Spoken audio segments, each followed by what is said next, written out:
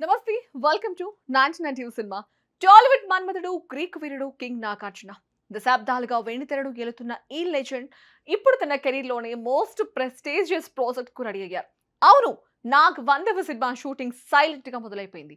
తమిళ దర్శకుడు కార్తీక్ తెరకెక్కిస్తున్న ఈ మూవీపై అంచనాలు ఆకాశాన్ని తాకుతున్నాయి. అయితే అందరినీ వేధిస్తున్న ప్రశ్న ఒకటే: ఈ స్పెషల్ మూవీలో కింగ్ సరసన మెరిసే ఆ లక్కీ హీరోయిన్ ఎవరు? ఇప్పుడు ఆ సస్పెన్స్ కు తెరపడింది.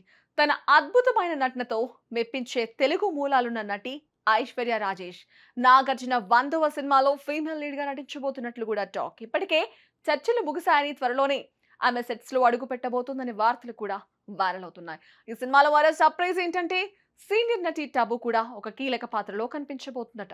అన్నపూర్ణ స్టూడియోస్ నిర్మాణంలో ఒక పవర్ఫుల్ యాక్షన్ ఫ్యామిలీ ఎమోషనల్ డ్రామాగా ఈ సినిమా రాబోతుంది. సెంచరీ కొట్టబోతున్న కింగ్ ఈసారి బాక్స్ ఆఫీస్ దగ్గర ఎలాంటి సెన్సేషన్ క్రియేట్ చేస్తారో చూడాలి.